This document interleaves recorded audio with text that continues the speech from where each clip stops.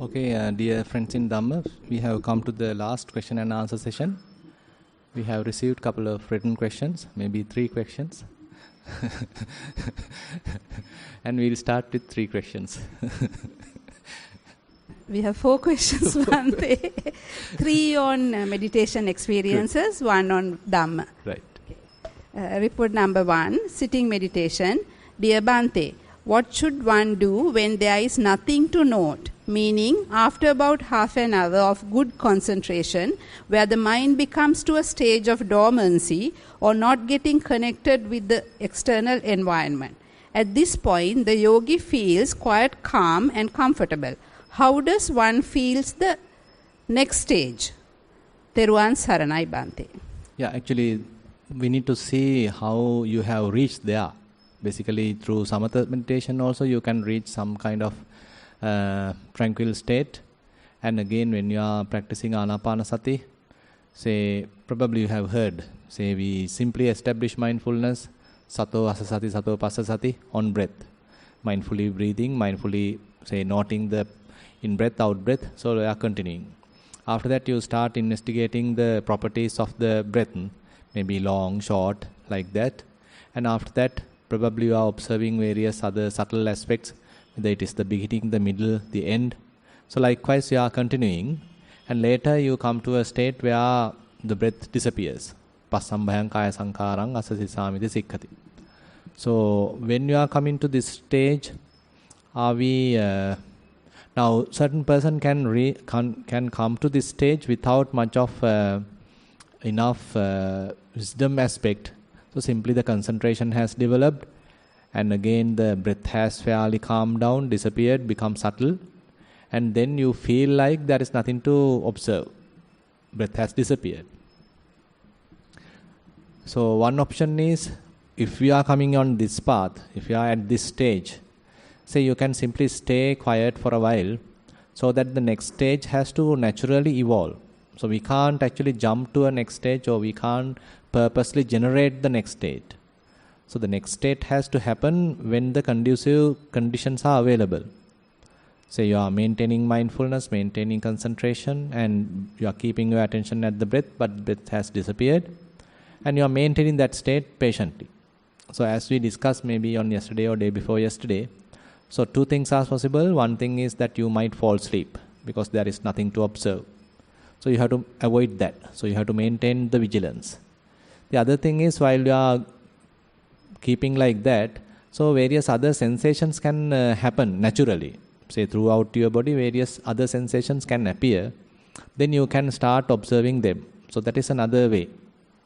On the other hand, instead of sensations, you feel quite further lighter, and the body feel lighter, and rapturous experiences are happening, say pleasurable feelings are happening. So likewise, those piti sukha can arise. So all these you have to look at objectively. Even if piti sukha arise, say rapturous experiences, have pleasurable experiences, rather than being deluded by them or being attracted to them, so you have to step back and look at them. Piti parisangvedi asasisamiti sikkati, sukha parisangvedi asasisamiti sikkati. So that is why Buddha mentioned, so you have to look at them in the Vedananupassana perspective.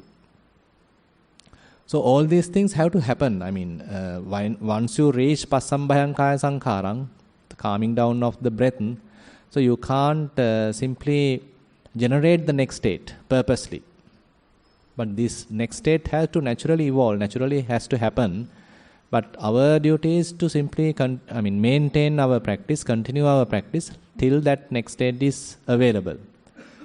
So sometimes people get a little anxious when nothing is happening. You feel like rotating on the same place. So you can little initiate your next state by observing various touching sensations. Say for example, if your body still feel, there are available such touching sensations. Say if you are keeping one hand on top of the other, so there is a touching sensation available there.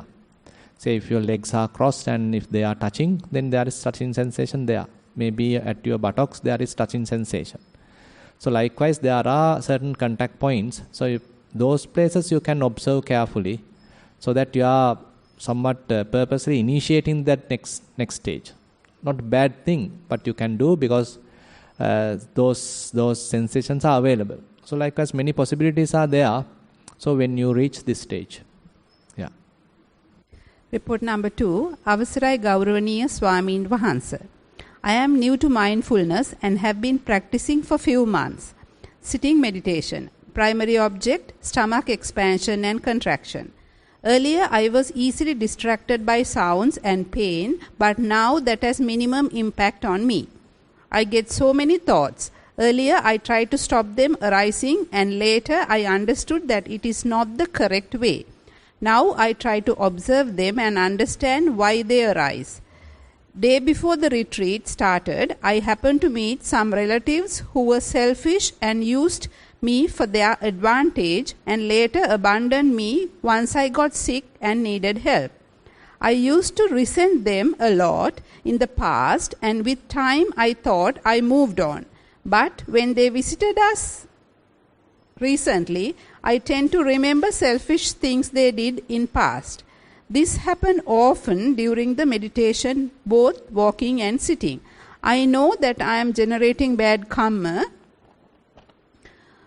through Manosanchetana Ahara, and I no longer hate them or wish to stay in touch with them either. Please guide me on how to stop this affecting my meditation and generating bad karma. There is walking meditation also in this. I think we will discuss this. Good, at least one person stop taking Manosanchetana Ahara. So actually, if we are thinking too much, maybe, they have done something wrong, but if I am the one generating those bad thoughts, ill will, so I am the one going to suffer. They may have done their part, but if I am still regretting about it, resentful about it, burning because of that, so this is an unnecessary punishment that we are giving to ourselves. So we need to understand that, probably they may be wrong, I am correct, but still I am burning with anger, I am punishing myself. So that we need to understand and minimize that. So probably they have their own reasons, doesn't matter. So you have to protect yourself, we have to protect ourselves.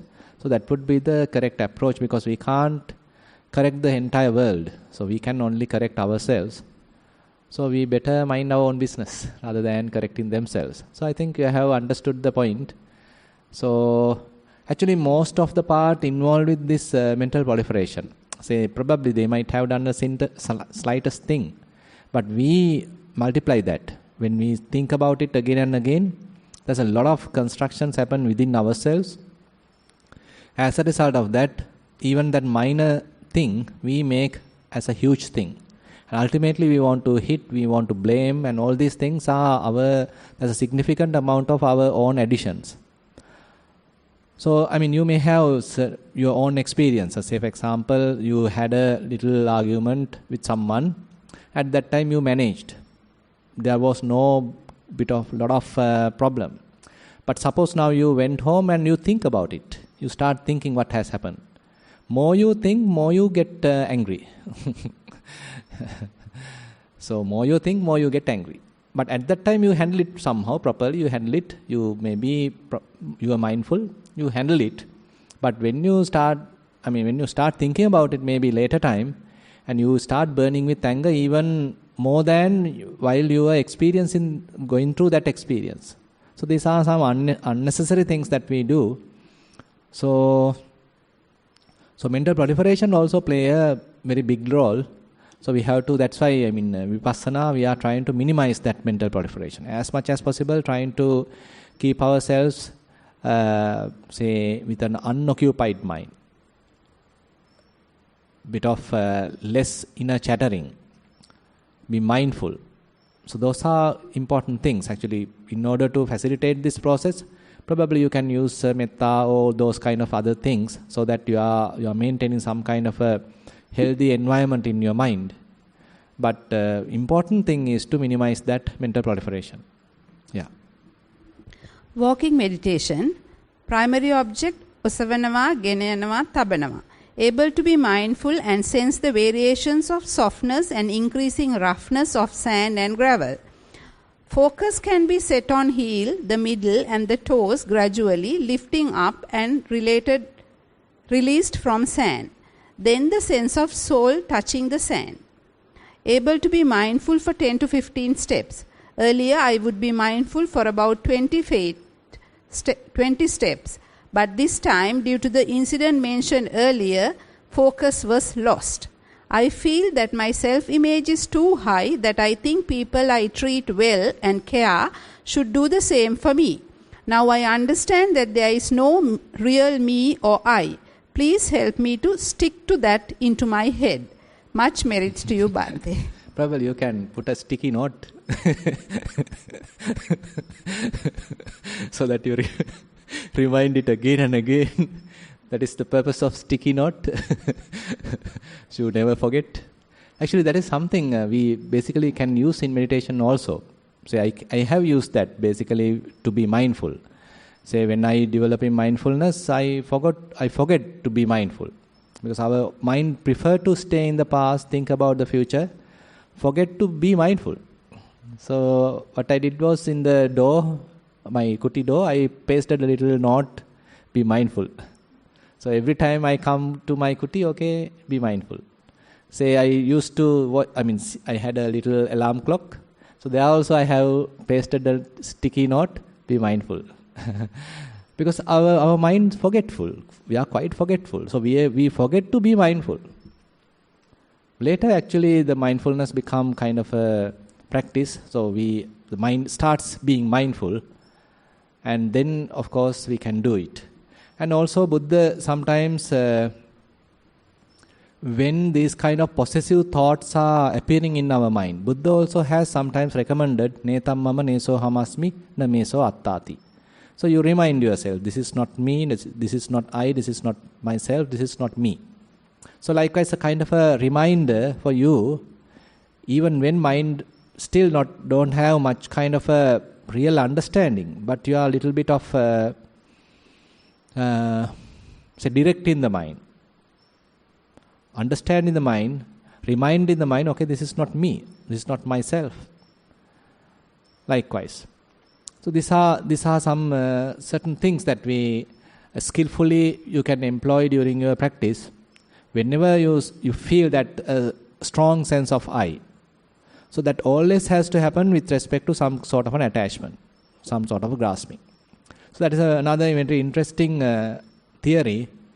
Venerable Ananda actually mentioned that. So he very gratefully mentioned, when I was a young monk, Venerable Punna Mantani Buddha used to advise me. Also, this I, the sense of I, happens only when grasping is available. Upadayako auso attiti asmiti hoti no anupadaya. So Venerable Ananda later mentioned to other monks, so when I was a young monk, so Venerable Punna Mantani Buddha used to advise me. So you can see the very beautiful, they all are quite helping each other, guiding each other. And so the important thing in that message is, so the sense of I cannot happen without an attachment, without any kind of grasping. So if we are minimizing grasping, then the sense of I has to be really diluted. And as I said, if strong sense of I is available, probably you can look at to where it is attached to, based on what this sense of I is generated. Say, for example, you feel really conceited, I am really strong. Maybe at that time your body feels strong, you are young, so maybe because of that body strength, maybe. So you are taking the body as an I. So you have strong attachment, strong identification to I, to the body. Now suppose you pass an exam. You did your well and think well and you become the first. So a strong sense of I can arise, I am the first, because of such kind of an achievement. So you are attached to that, whatever the skill you had.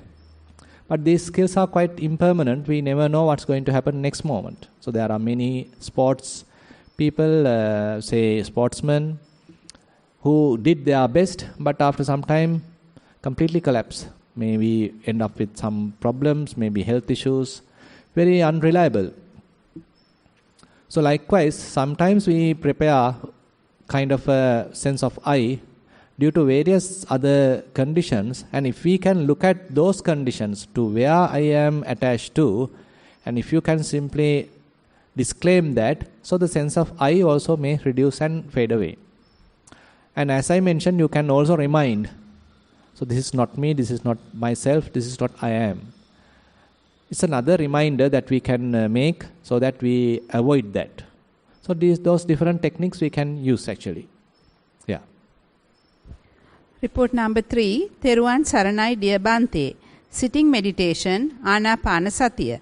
After about 45 minutes to 1 hour walking meditation, when I sit, I can feel my breath very strongly for some time. When the breath gets calmer and slower, I can feel the numbness in my legs and the pain everywhere too, within brackets, in the body. Even if I try to ignore it, it's very painful, so have no choice but to change the posture. After changing too, I still have calmer breath and it's like a cycle. Again, I can feel the numbness and the pain. Please advise to continue the meditation. Walking meditation is also there. Walking meditation, this is very easy to me. Very less thoughts comes, but sometimes I get sinful thoughts. Within brackets, this is so boring. If I get a glass of wine to freshen up, like kind of thoughts. Good. Sometimes even if I have thoughts, I know that I am walking and I have all the feelings too. Movement of the legs, cool air, lightness, all the other feelings, etc. I have overcome the sleepiness too while walking. Earlier I felt sleepy. Please help me to continue. Theruvan Saranai. Good. Fortunately, we had the 5th precept.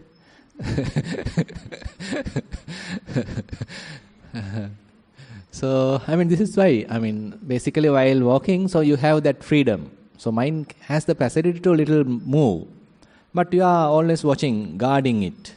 So unlike in the sitting meditation, you are in a little constricted environment. Sometimes it is difficult. So you feel little constrained in a little box-like. But in walking, you feel more comfortable, more freedom is available. Mind can distract, but you are fully aware. You can slowly bring it back. Again, bring it back. So it may take a little time, but later this calming down process is more natural. Unlike in the very artificial sitting, very, maintaining posture, in the sitting environment, in the walking environment, actually we are gradually calming down. It may take time, doesn't matter, but gradually calming down. So that's why it is remaining for longer time. And you are properly addressing each and every hindrance, and you are fully aware of each and everything, and you are addressing them one by one, and then calming down, and now fair amount of concentration is available. So, you are doing well. These are some findings that you have come across. So, continue your practice. These things won't be a big issues. So, yourself are learning. Different things are there. So, how you can approach. So, even though I am telling various things, so you have to investigate your own, environment, your own experiences through which only you are learning. So later you have your own experiences. So you know how to handle this kind of thoughts. And you may have your own strategies to overcome them. So that is where we become more experienced yogis.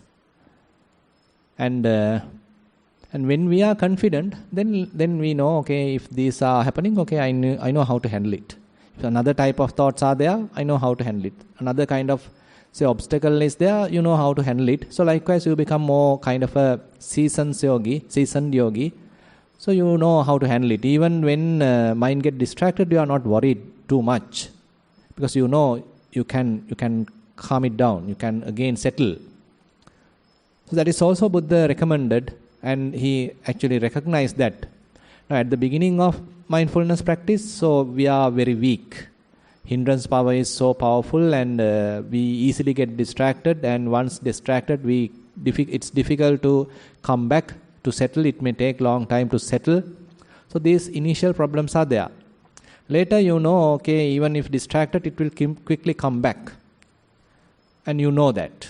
And once it is available with you, it will last for longer time. So you yourself will know, okay, now somewhat mind has tamed. And later, you recognize the availability of mindfulness as a faculty. So different faculties, 5 faculties Buddha mentioned. So mindfulness as a faculty, now you recognize, okay, in this particular task I am fully mindful. While eating I am mindful. While drinking water I am mindful. While brushing teeth I am mindful. While sitting I am mindful. While walking I am mindful. Maybe while talking I am not mindful. So likewise you know exactly where you were mindful and where you were not mindful. That means you have distinctly recognized there as a faculty being drawn in your mind because of this practice as a mindfulness. So this is what mindfulness is. So you know that.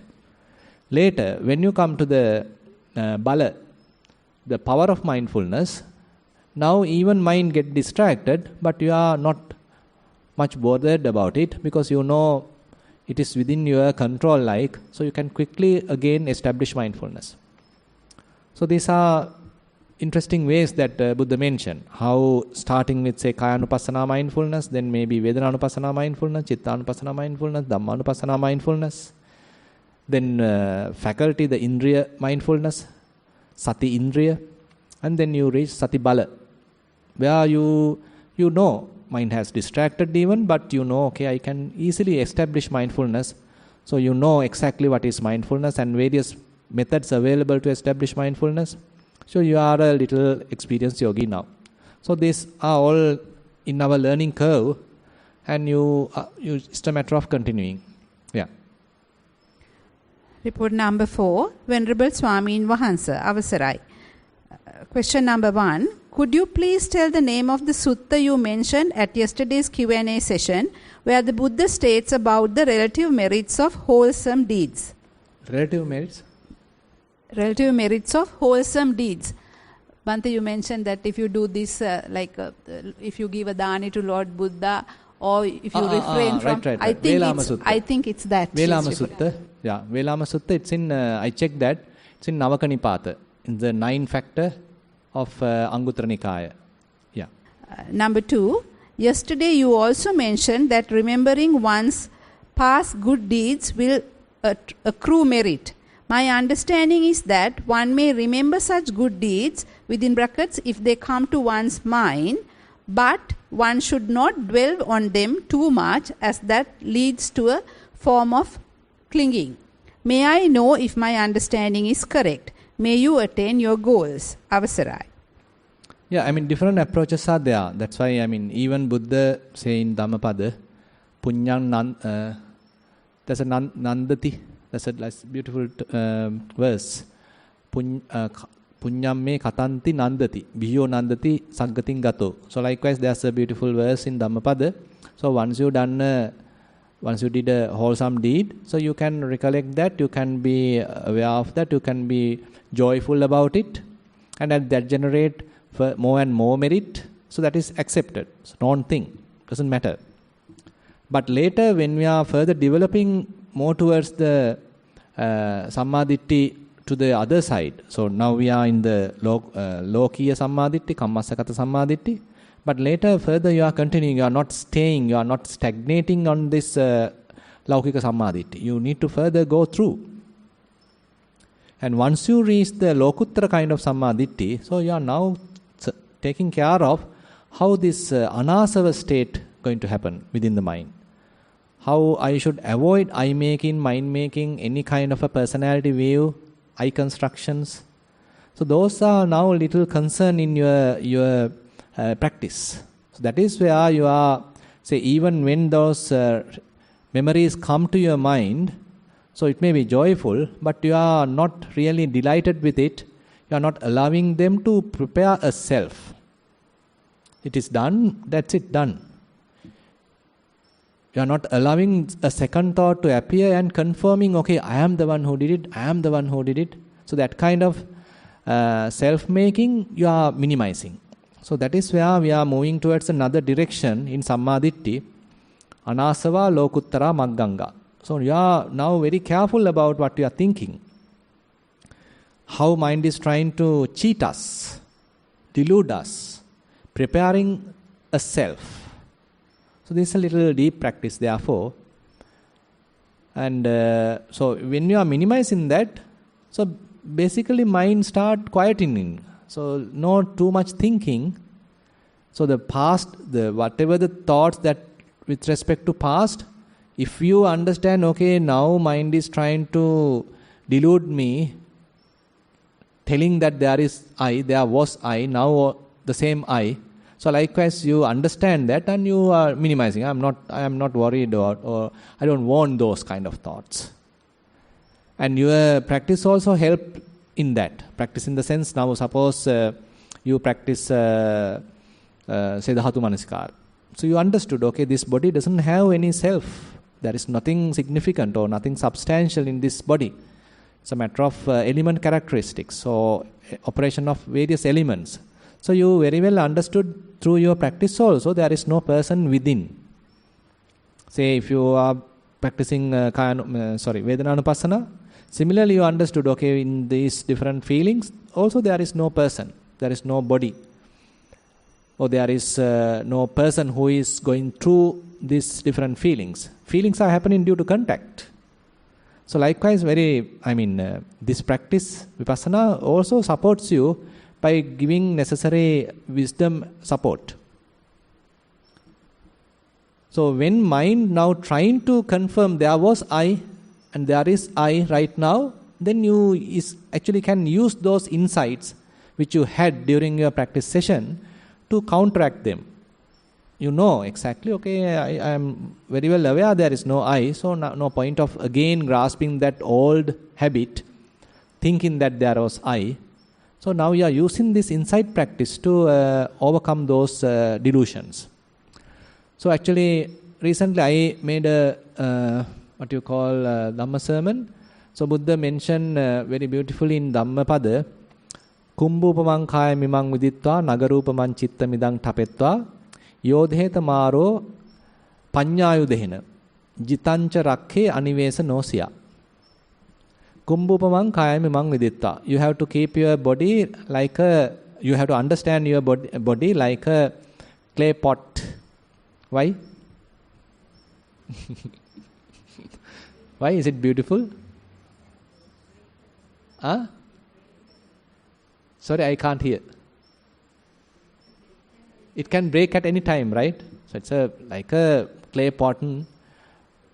Within a fraction of a second, you may fall it. All gone. Nagarupaman chitta midang tapetva. So Buddha mentioned now the Nagara, a city, is something that maybe some important things are collected, concentrated, centered. Maybe some institutes, maybe say some important people, treasures, and all these things are fairly get together in the city. So there should be a fair amount of safety to the city. So Buddha mentioned, so the mind you have to look after like the city. Nagarupaman chitta midang tapetva. Yodetamaro panyayudehena. Now you have to have a battle with Mara, with what? Panyayudha. Using your wisdom tool. So that wisdom is what we call as the insight. So we are continuing our insight practice. Time to time you know exactly what is really going on. Insights are happening. So you use that insights which you have experienced time to time when different defilements are coming. As we just discussed, say you are while traveling back to your home. And a thought may happen to you, okay, so I was really meditating well. I am the one who served the Buddha Puja. Good, not that was a correct thing. But you remembered while practicing, you come across that this body is quite elements, there is no I, and perceptions are also no I. So you have that insight as well. There is no person, there is no I here. But while traveling, the mind is trying to trick you, telling there was I. So now you can use that insight to attack it. So you overcome that. You are not accepting that deluded thought. You simply allow it to fade away. And you keep the mind again quiet without any conceptual proliferation. So likewise, all these insights that we experience time to time can be used at a later time to cut off all the defilements. whenever defilements are happening, because defilements may not happen when you want. While at Kalalgoda you might not happen, not come across much defilements. But while going back home, while at your home, and while when you are going for shopping, and when you are watching the TV, when politicians are telling the truth, so then defilements can happen. So you have to use this insight practice there. Because these defilements have no mercy. So don't think that you have to only practice while at Kalalgoda. So while watching a movie that you are exempted from defilements. You are free to have enough amount of defilements while watching a movie. Then what's the purpose, right? Say, you are trying very hard to minimize defilements, to avoid defilements. You are not to have a slightest thought of anger while at Kalalgoda. Then how about while you are traveling? Are you allowed to have enough anger with the conductor, with another passing by vehicles? You are allowed to have enough anger? We have to be very practical, right? So if you are trying to maintain a calm, quiet, compassionate, loving kindness, all these good qualities while at Kalalgoda, why not at home? So if you are thinking like that, then we start protecting ourselves. So therefore, these insights can be used to overcome various defilements. Yodetamaro panyayudena jitancha rakhe. And Buddha mentioned, so all these insights, all these practices, say good qualities, are something like we earned with lot of hard work. Jitancha rakhe. Therefore, Buddha mentioned, protect them. Don't allow them to fade away. So whatever the good qualities, these good skills, necessary skills that you have developed, don't allow them to fade away. Don't unmindful. You have to take care of them. Anivesanosya. That is the most important part in this in this verse. Anivesanosya. That means don't just stagnate at that. You have to continue. Say you are traveling a long distance. In the good old days, say there are various ambalama. We can, in today's terms, we can call it as guest house. So in order to overcome the tiredness, so you go to the guest house, spend a couple of days. Then later you think of, this guest house is pretty good. Why can't I buy that, or can't I stay there till I die? So your guest house has become your home now. You don't want to continue your destination. You don't want to reach your destination. Instead, you keep this guest house as your home. That is what sometimes happens to us as meditators. While we are continuing our practice, so various guest house we may come across, just to take a rest, not to stagnate, not to stay longer, but to continue our practice. So that is very beautifully Buddha highlights this point. Jitancha rakhe anivesanosya. Don't stay on any of these places for unnecessarily. Don't attach to them unnecessarily to them. Just use it as a mechanism to go to the next stage. So Buddha presents his Dhamma, what you call as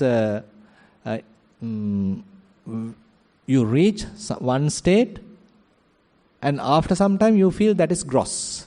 You feel that has some disadvantages. So now you recognize another subtle state which is more convenient and less distractions or less defilements. Now you are abandoning the previous gross state, and now you come to this refined state.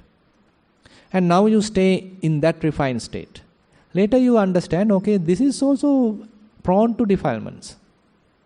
So you let go of that, and now you come to a more refined state. So likewise, so Buddha's teaching, the practice is presented, nowhere to stay.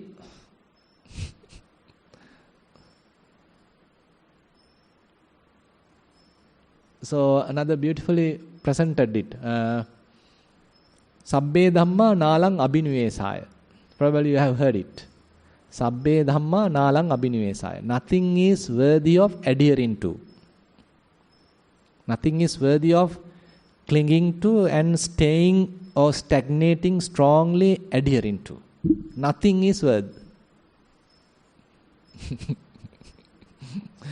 Maybe physical, maybe mental, nothing is worthy of adhering to.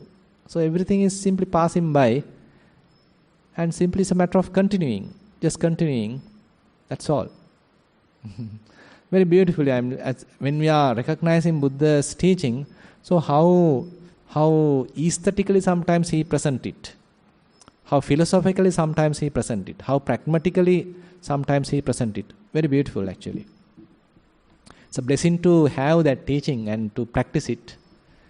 Yeah. Okay, that's all the questions we have received. So anyone has any other question? You have anything? Thero Bante. My question is more similar to the first question raised here.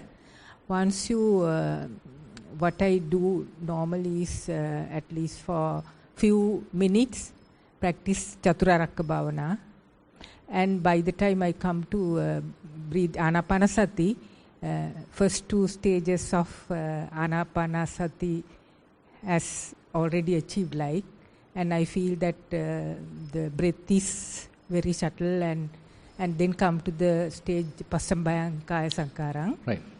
And then what to do next like. Right. But then I get this Priti Patisamvedi, Sukha Patisamvedi feeling. Right. And then what to do next like, as you said, Bante, in the morning, the Dhamma sermon, just try to stay without upadana. Or actually, you can look at the mind also now. Say in the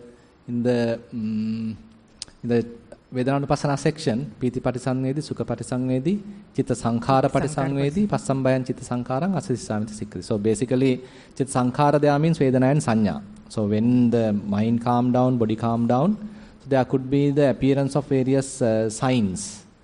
Say you remember certain past experiences, you remember certain people, you remember certain images.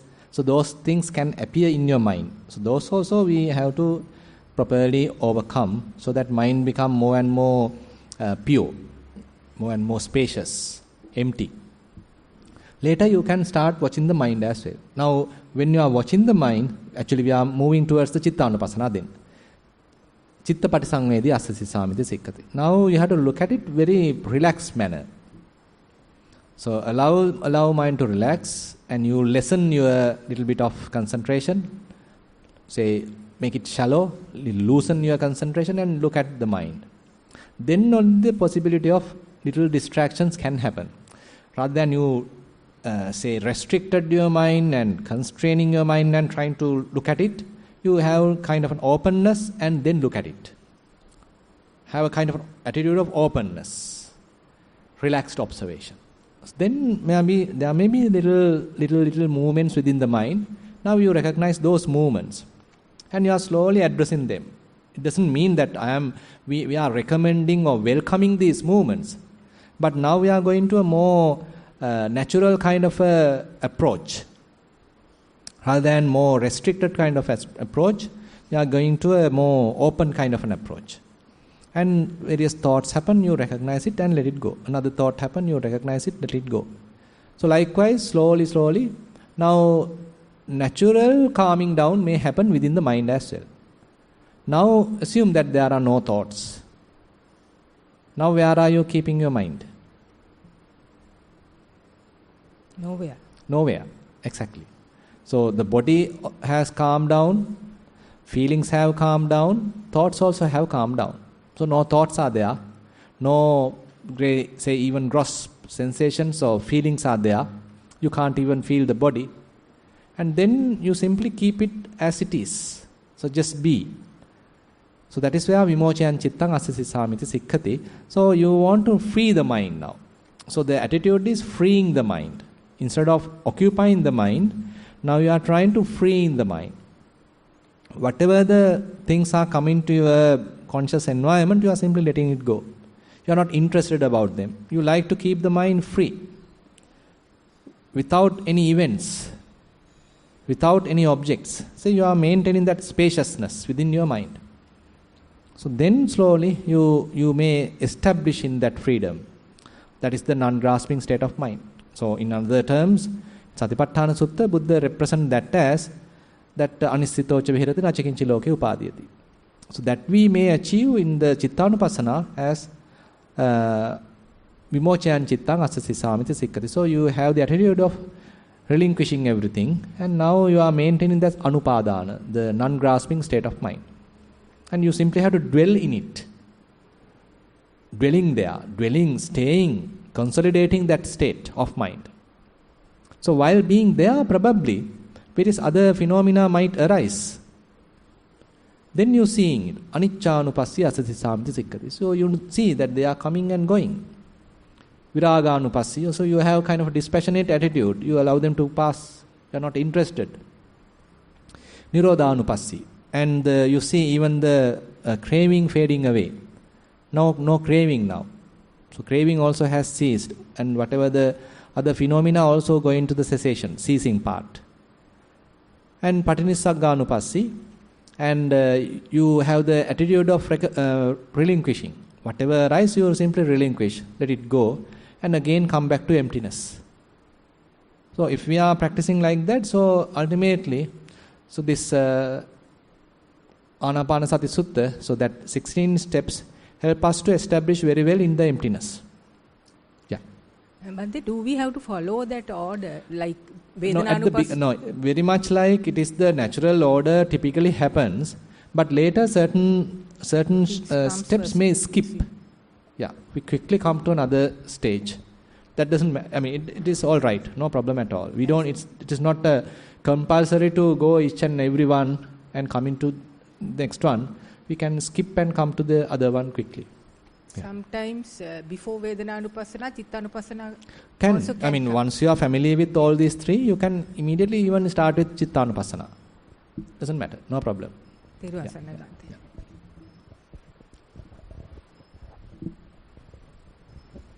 Anyone else has any more?